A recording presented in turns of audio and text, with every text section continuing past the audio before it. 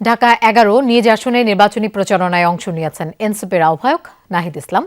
সেখানে আছেন আমাদের সহকর্মী রিয়াজ রায়হান। আমরা তার কাছে যাচ্ছি। রিয়াজ, নাহিদ ইসলাম এখন কোন এলাকায় প্রচারণা চালাচ্ছেন, কেমন দেখছেন তার প্রচারণা? এখন আছেন ভাটারা এলাকায় এবং যেখানে তিনি নির্বাচনী প্রচারণা চালাচ্ছেন ঢাকা ১১ আসনের। এটি মূলত রামপুরা বাড্ডা ভাটারা এই অঞ্চলটি নিয়ে অবস্থিত, এই যে আসনটি, সেখানে তিনি কিছুক্ষণ আগে এসেছেন, অর্থাৎ এখন থেকে আরো প্রায় আধা ঘন্টা আগে তিনি এখানে এসে উপস্থিত হয়েছেন এবং সেখানে জনসংযোগ করছেন, বিভিন্ন শ্রেণী পেশার মানুষের সঙ্গে তিনি কথা বলছেন, ভোট চাচ্ছেন এবং তার যে প্রতীক 10 দলীয় জোটের যে প্রতীক, তার যে প্রতীক এনসিপির শাপলাগুলির পক্ষে তিনি ভোট চাচ্ছেন এবং মানুষের সঙ্গে মোলাকাত করছেন বা তার যে নির্বাচনী ভোট চাওয়ার যে পদ্ধতি সেটি তিনি করছেন।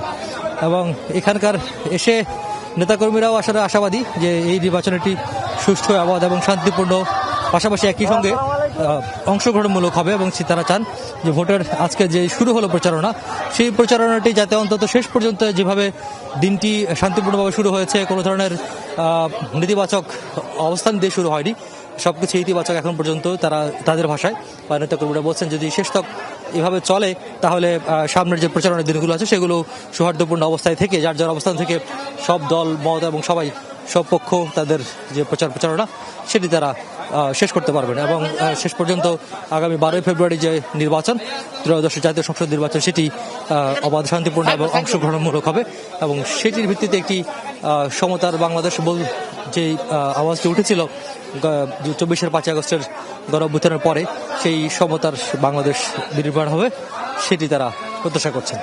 লোপা।